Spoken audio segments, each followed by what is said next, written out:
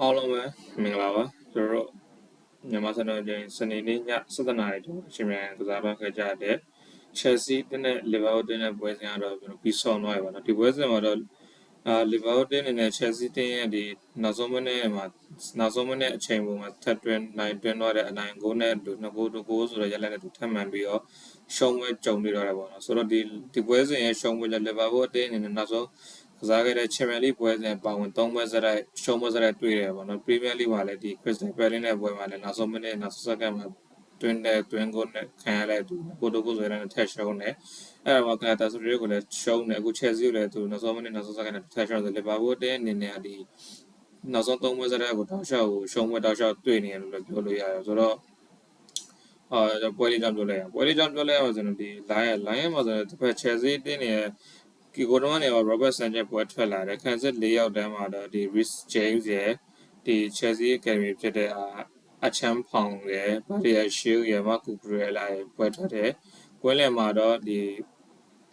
Moises Caicedo ရဲ့သူတို့စတဲ့ Malo Gusto တော့ပြလာတယ်ပေါ့နော် Malo Gusto Moises Caicedo ရဲ့ Enzo Fernandez ရဲ့ဟိုမှာဝင်းနေမှာ Alejandro Garnacho နဲ့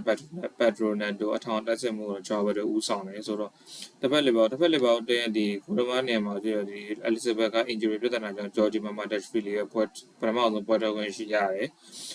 ခန်းစစ်လေးရတဲ့မှာတော့ Connor Bradley Virgil van Dijk Ibrahima Konate ရဲ့ဟိုမှာ Milos Karius ကွင်းလယ်မှာတော့ McAllister Ryan Gravenberch ရဲ့ Dominic Szoboszlai ရဲ့ဟိုမှာဝင်းမှာတော့ Cody Gakpo Mohamed Salah ရဲ့အထောင်တက်စစ်မှုအနေနဲ့ဦးဆောင်တော့ Alexander Isak ဆိုတော့ဒါကတော့နှစ်ဖက်အတင်းလုံးရဲ့ line ပေါ့ဆိုတော့ပွဲလေးကြောင့်ပြောရမယ်ဆိုတော့ဒီပထမအဆုံးပြောရမယ်ဆိုတော့ Liverpool အနေနဲ့ဒီပွဲစဉ်မှာသူ့အနေနဲ့ဒီကစားသမားတွေနဲ့တခုခုပဲဖြစ်နေရလားဘာလာတော့မသိဘူးသူတို့ဒီ person တွေပေးအနီးကပ်ပေးတာတွေအစားပထမပိုင်းမှာတော်တော်ကိုမရဘူးပေါ့နော်တရားတရားချိတ်ဆက်တွေကလည်းလွယ်သူတို့ကန်ချင်းတို့လိုမကန်ချင်းတို့လိုကန်နေတယ်ပြီးတော့သူတို့ဂျာတွေကနားလည်မှုတွေလည်းတခုတော့လိုနေတယ်အဲ့ဒါမှဒီတိုက်စစ်တွေကလည်းအဆုံးသက်တွေကလည်းလိုအပ်ချက်ရှိတယ်ပထမပိုင်းဆိုရင်ဘာလို့တင်းအနေနဲ့ shot target ဆိုတော့မရှိသလားပေါ့နော် shot times တော့ရှိရဒါပေမဲ့ဂိုးပေါက်ထိအောင်ဆိုမမဲရမရှိဘူးဒါပေမဲ့အဲ့အချိန်မှာပဲတစ်ဖက်က Chelsea တင်းအနေနဲ့ကကြတော့ဒီကျွန်တော်တို့ပွဲတွေမိနစ်80ပွဲတွေ14မိနစ်မှာဒီ Moises Caicedo အနေနဲ့ကိုတွင်းကိုရပါတော့ဒီကိုကြည့်မှဆိုဒီ Moises Caicedo အနေနဲ့သူ့ pressure လာပေးတဲ့ Alexis McAllister ကိုပပနဲ့လှည့်ထွက်ပြီးတော့ကြော်သွားပြီးတော့ဒီအဲ့မှာဒီကိုမှပြောမှဆိုတော့ဒီ Virgil van Dijk နဲ့ Ibrahima Konate တို့နှစ်ယောက်ကဘာလို့ချင်လဲတော့ဘာလို့ချင်မလဲမသိဘူးပေါ့နော်ဆိုတော့ Ibrahima Konate အနေနဲ့သူဝင်တားရင်လည်းတားလို့ရတာအဲ့အချိန်မှာ Virgil van Dijk ကလည်းသူလည်းဝင်တားကောင်းတားလို့ရဒါပေမဲ့နှစ်ဖက်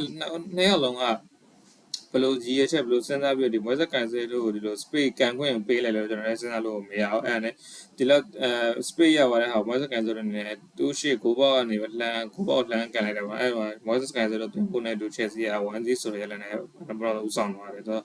ပွဲချင်း16မိနစ်အရောက်မှာDominic Szoboszlai အနေနဲ့ထက်ကန်တော့လေ Chelsea ရဲ့ခန်းစစ်ကစားသမားတွေအနေနဲ့ပိတ်ဆို့ရတယ်ဆာလာအနေနဲ့လည်းဒီပွဲစဉ်မှာသူ့အနေနဲ့ကြောက်တယ်လို့ပြောလို့ရတယ်ပေါ့သူ့အနေနဲ့ဘောလုံးပြီးခဲ့တဲ့ယာဒီရဲ့ဆာလာကိုမမြင်ရသလောက်တေချာတယ်လို့ရှိပြီးခဲ့တဲ့ရဲ့ခြေစရှန်တောက်တဲ့ဆာလာမဟုတ်တော့တေချာသူ့အနေနဲ့ပြီးပက်စင်ပေးတာတွေလည်းမတိကျမတေချာပြီးသူ့အဆုံးသက်တွေကလည်းမတိကျဒီဆာလာနဲ့ဒီခြေစကတော့ဒီနေ့ခြေကအခုလက်ရှိခြေစကတော့ပြီးခဲ့တဲ့နေ့ရှင်တော့တော်ကိုခွာချားနေတယ်ပေါ့နော်ဆိုတော့ဒီကျွန်တော်တို့ဝိဇ္ဇ43မိနစ်မှာတော့ဒီဆာလာအနေနဲ့အီဆက်ကိုဒီပေးလဲဖန်တီးမှုပေးဒါပေမဲ့ဒီဖန်တီးမှုပေးတဲ့မှာလည်းခုဘောထက်လွဲတယ်ပေါ့နော်ဆိုတော့ကျွန်တော်ပထမအပိုင်းမှာတော့ကျွန်တော်ဒီ Moises Caicedo ရဲ့တွင်း14မိနစ်မှာရရှိသွားတွင်းကိုနဲ့ဒီ Chelsea တင်းနဲ့ 1-6 ဆိုတဲ့ရလက်နဲ့ဦးဆောင်နေတယ်ဆိုတော့ဒုတိယပိုင်းမှာတော့ဒီနီးပြ Arne Slot အနေနဲ့ဒီConnor Bradley ကိုထုတ်ပြီး Florian Wirtz ကိုဝင်ကစားကြည့် Florian Wirtz ကိုဝင်ကစားပြီးအတွက်ကြောင့်မလို့ဒီ Dominic Szoboszlai နဲ့ဒီ right back ကိုပြောင်းဆော့လိုက်ရတယ်ပေါ့နော်ဒါပေမဲ့45မိနစ်မှာပဲ Florian Wirtz နဲ့သူဆာလာကိုပေးတဲ့အလုံးကိုဒီဆာလာနဲ့လမ်းကန်တော့လေကိုဘကတ်လွယ်သွားတယ်ဆိုတော့ဒီပွဲစဉ်ဒုတိယပိုင်းမှာတော့ကျွန်တော် Liverpool တင်းနေနဲ့ကိုဘကံပေးမှုလည်းရှိတယ်ဒါပေမဲ့ဒီတိုက်စစ်ကအခွင့်အရေးရတယ်အခွင့်အရေးတွေကိုကောင်းကအသုံးမချနိုင်တာကြောင့်မလို့ဒီကောင်းကန်းအခွင့်အရေးလည်းမသုံးချနိုင်ဘူးဆိုတော့ Liverpool တင်းနဲ့အခွင့်အရေးတော်ဖြုံးတိရရောက်တယ်ဒုတိယပိုင်းမှာရရှိခဲ့တဲ့အခွင့်အရေးကိုဘတွေကြည့်ရမယ်ဆိုရင်ဒါပေမဲ့ Chelsea တင်းနေနဲ့ကြသူ့အနေနဲ့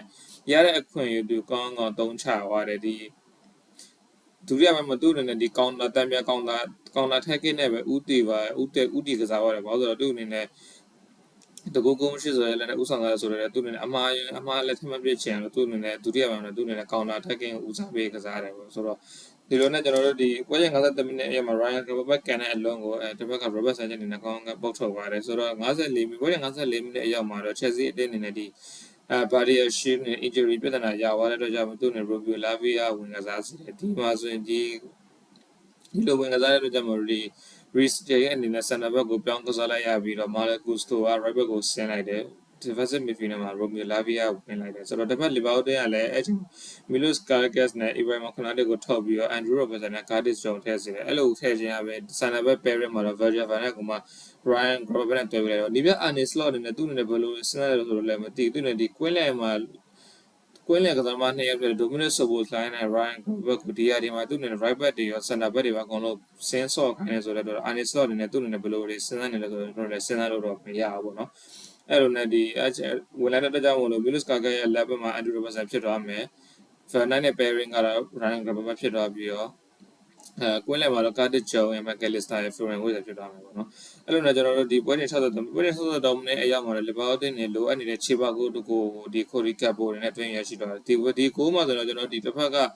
ကဆာလာဖြစ်တင်ပေးတဲ့ဘောလုံး Alexander Isak အနေနဲ့အတားလေးချပေးတဲ့ဘောလုံး Cody Gakpo နဲ့ဂိုးရှိမှာကန်တွင်းလိုက်တဲ့ဆိုတော့ဒီ Cody Gakpo နဲ့ Liverpool တင်လိုအနေနဲ့ခြေပါကိုတကူတွင်းကိုတွင်းပေးနိုင်ကြဆိုတော့ကြောင့်မို့ဒီ1-1ဆိုတော့ရလက်နဲ့ကျွန်တော်တို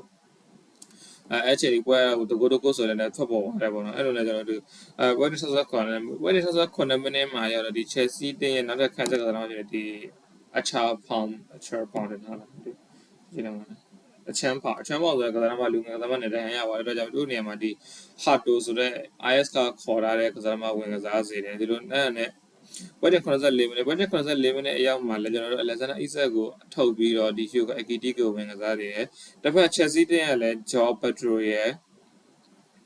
Neto ရဲ့ Garnacho ရဲ့ကိုထုတ်ပြီးတော့Gindens ရဲ့ဒီ Estavio ရဲ့ပြီးနောက်တစ်ယောက်ကGuiu ဆိုတဲ့ကစားသမားရပါတော့ Chelsea တင်းကလည်းတောင်းအောင်လဲထုတ်လိုက်တယ်ဆိုတော့အဲ့အချိန်မှာပွဲစဉ်98မိနစ်မှာဒီ Dominic Szoboszlai နဲ့ Marc Cucurella ကိုဝင်တားပုံကျန်းသွားတဲ့အတွက်ကြောင့်သူနဲ့ရေလုတ်ကအပြခံတယ်ဒါပေမဲ့ဒီပွဲချိန်80မိနစ်နောက်ပိုင်းမှာတော့တန်ဖိုးကတအားမြင့်ရတယ်ပေါ့နော်တစ်ဖက်နဲ့တစ်ဖက်တူတင်ကိုတင်အမှန်ကန်ကိုဘောကန်တင်ကြတယ်Chelsea ဘက်ကလည်းတန်မြန်ကောင်တာတွေနဲ့လာတယ်ဒီပွဲချိန် Chelsea ဘက်ကကောင်တာလည်းလုံးလို့ဒီပွဲချိန်80မိနစ်နောက်ပိုင်းမှာဒီ Georgie Mamardashvili အနေနဲ့ကောင်းကိုသူ့အနေနဲ့ပေါက်ထွက်ကာကွယ်ပါသူ့အနေနဲ့ဒီ80မိနစ်နောက်ပိုင်းဒီ Chelsea ရဲ့အနိုင်ကိုရလက်မတိုင်ခင်အထိ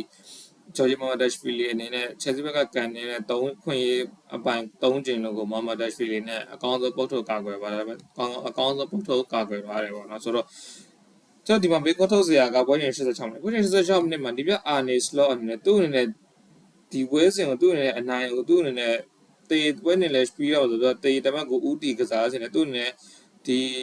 ီဒါဒီမှာခြေစမ်းထက်နေပါဆိုတော့ Federico Chiesa လို့ကစားသမားမျိုးကိုမထည့်ဘဲနဲ့သူ့အနေနဲ့ဒီ Wataru Endo ကစားသမားကိုဝင်ကစားစေဆိုတော့ဒီပွဲစဉ်မှာတရားကြည့်ချင်ဒီပြ Arne Slot အနေနဲ့သူ့အနေနဲ့သူအနိုင်ရလက်ကိုဆိုတော့ရလက်ကိုသူ့အနေနဲ့မယူချင်တယ်လို့ဒါပေမဲ့သူ့အနေနဲ့သူ့ဘက်ကလည်းသူ risk ကိုမယူရဲဘူးပေါ့နော်သူ့အနေနဲ့ဒီ risk ကိုမယူရတဲ့အတွက်ကြောင့်သူခံလိုက်ရလို့လည်းကျွန်တော်ပြောလို့ရတယ်ဘာလို့ဆိုတော့ဒီပွဲစဉ်မှာကျွန်တော်ဆာလာအနေနဲ့တော်တော်ကိုပျောက်ဆုံးနေလို့လည်းပြောသူ့အနေနဲ့ဖိုင်တီပေးမှုတွေကလည်းတေချာရမရှိအဲ့တော့လီဗာပူးချီပါကိုရောက်သွားတဲ့တလုံးကလွယ်ဆာလာအနေနဲ့ဒီအပိုင်ခွင့်တွေကန်တယ်ဆိုတော့အလုံးတွေကလည်းတခြားတလွဲစီပါတော့ဆိုတော့ဒီပွဲစဉ်မှာဆာလာအနေနဲ့တော်တော်ပြောင်းနေတော့ဒီ Federico Chiesa ကိုမထည့်တော့စဉ်းစားလို့တော့မရဘူးဆိုတော့ Federico Chiesa ကိုထည့်လိုက်တော့တမျိုးတဖုံနဲ့ပြန်လည်ကောင်းပြောင်းလဲသွားနိုင်တယ်ဘာလို့ဆိုတော့ Federico Chiesa အနေနဲ့သူဝင်လာတဲ့မိနစ်တိုင်းမှာသူနဲ့ခုဖန်တီးမှုလောက်ရင်လောက်ဒါမှဂိုးတွင်းဒီရဒီမှာသူလုတ်ပြထားတယ်အဲ့ဒါကိုမှလည်းအာနီဆိုနေနဲ့မထည့်ဘူးပဲမထည့်ဘဲနဲ့ဒီ Alexis McAllister ကိုထုတ်ပြီး Wataru Endo ကိုထည့်ကစားစေတယ်ဒီပွဲတင်16မိနစ်မှာအဲ့လိုကြောင့်မို့လဲအာနီဆိုနေနဲ့သူအနေနဲ့ဒီအောင်ခံရလို့လည်းပြောလို့ရဘာလို့ဆိုတော့တစ်ဖက်ကChelsea ထည့်ရတဲ့ဒီပွဲနဲ့94မိနစ်ထည့်ရတဲ့ Gindens တို့ Estavio တို့ဆိုကစားသမားတွေဒါ pace မြန်တဲ့ကစားသမားတွေ win နှစ်ဖက်လုံးက pace မြန်တဲ့ကစားသမားတွေဒီတော့ fresh လည်းဖြစ်နေကြတယ်94မိနစ်ဝင်သူတို့နဲ့လမ်းဆန်းနေပေါ့ space energy stamina တွေအများကြီးရှိတယ်သူတို့နဲ့ pace ကတားမြန်အောင်အဲ့ဒါအောင်မှဒီ defensive midfielder ဘာလို့လဲအဲ့လိုဝင်ကစားစေဆိုတော့ဒီပြအနေဆိုရင် risk မယူရဲဘူးပေါ့နော်ဒီ risk မယူရဲလို့ပဲခုလိုဒီခံလိုက်ရလို့လည်းကျွန်တော်ပြောလို့လည်းမှန်တယ်ပေါ့နော် အဲ့ဒါနဲ့ပဲကျွန်တော်ဒီပွဲချင်း90မိနစ်ပြေလို့အချိန်မှာ9မိနစ်ပြေအချိန်မှာ9မိနစ်ပြေတဲ့ထဲမှာမှဒီ9မိနစ်ပြေ10မိနစ်အချိန်မှာ10မိနစ်ရောက်မှဒီ Enzo Fernandez နဲ့ခေါင်းတဲ့လုံးတိုင်ကန်ငေါထောင်းဆိုတဲ့တိုင်ထိထွက်သွားတာဒါပေမဲ့ပွဲချင်း90အချိန်မှာ3မိနစ်ရောက်မှတော့ဒီ Liverpool တင်းနေရလဲဒီကောင်းသောခွင့်ရတစ်ခုရရှိခဲ့ဒီကိုခတ်တစ်ဂျော်နေနဲ့အကောင်းကောင်းတော့မချနိုင်လည်းပဲနဲ့ကိုပေါက်နဲ့လွဲသွားတယ်ပေါ့နော်ဆိုတော့အဲ့ဒီကိုပေါက်လွဲပြီး65မိနစ်အချိန်မှာ5မိနစ်ရောက်မှာတော့ဒီမာကူကူရဲလာရဲ့ပေးပို့မှုကိုတစ်ဖက်ကအန်ဒီရိုဘတ်ဆန်အနေနဲ့နောက်ကျကြံခဲ့တယ်ပေါ့နော်သူနဲ့ရှင်မေကရှင်ကပြေးရတာကအက်စတာဗီယိုလိုဘရာဇီးလူငယ်ချာတယ်လီနဲ့ရှင်ပြေးရဆိုတော့သူ့အနေနဲ့အမှမတတ်နိုင်ပဲနဲ့ကိုသွင်းခံလိုက်ရဆိုတော့အဲ့ဒီဂိုးနဲ့ပဲလီဗာပူးတင်းနေနဲ့ရှုံးပွဲကြုံတွေ့ပြီးတော့ချက်စီးတင်းနဲ့2ဂိုး1ဂိုးဆိုရတဲ့နဲ့အက်စတန်ဘူလ်ကနိုင်သွားဒီပွဲစဉ်ကြောင့်မို့လို့လီဗာပူးတင်းနေနဲ့အဆင့်2နေရာကိုဆင်းပေးလိုက်ရတယ်ပေါ့နော်ဘာလို့9ပွဲကစားပြီး5ပွဲနိုင်2ပွဲရှုံးရမှ15မှတ်နဲ့အဆင့်2နေရာရတည်နေပြီသူနဲ့သူ့အရှိမပထမဆုံးကစားသွားတယ်အာဆင်နယ်အတင်းအာဆင်နယ်အတင်းအနေနဲ့ဝါဆန်ကိုနိုင်သွားတဲ့ကြောင့်မလို့အာဆင်နယ်အတင်းနဲ့9ပွဲကစား5ပွဲနိုင်ပွဲတည်းတပွဲရှုံးဆိုရမှ16မှတ်နဲ့တမတ်ရမှ16မှတ်ရမှတမတ်အကွာနဲ့သူအာဆင်နယ်အတင်းနဲ့အဆင့်1ကိုတက်လန်းသွားပြီးလီဗာပူးအတင်းအနေနဲ့5ပွဲနိုင်2ပွဲရှော့ရမ15မိနစ်အဆင့်2နေရာကိုဆင်းပေးလိုက်ရဒါပေမဲ့ Chelsea တင်းနေနဲ့နိုင်ပွဲရတော့ဒီတော့ကြောင့်သူ့အနေနဲ့9ပွဲကစား3ပွဲနိုင်2ပွဲတည်2ပွဲရှော့ရမ17မိနစ်အဆင့်6ကိုတက်လန်းလာလဲပေါ့နော်ဆိုတော့ဒီပွဲစဉ်ကိုကြည့်ကြရင်ဂျားထဲမှာ international break ခံရတာပဲလီဗာပူးတင်းပဲတက်တာရောက်တယ်လို့ကျွန်တော်တို့မှတ်ယူလို့ရတယ်ပေါ့နော်အာနီဆော့အနေနဲ့ဒီကဂျားထဲမှာသူ့အနေနဲ့တခုခုတော့လုံးဝရမှာပေါ့ဆိုသူ့နဲ့လောရဲကန်ရရှိမှရမှာလောရဲကန်မှမရှိဘူးဆိုတော့သူ့နဲ့ဒီလိုခံရမှာပေါ့ဆိုဒီဥပမာဒီ Federico Chiesa မထည့်တာဆိုတော့ကျွန်တော်မြင်ကအမှားတော့မြင်တယ်ပေါ့နော် Federico Chiesa နဲ့သူ့ရဲ့ဒီယာဒီမှာခြေလက်တော်ထည့်နေတဲ့ကစားမှာဆိုတော့အာနီဆော့နဲ့သူ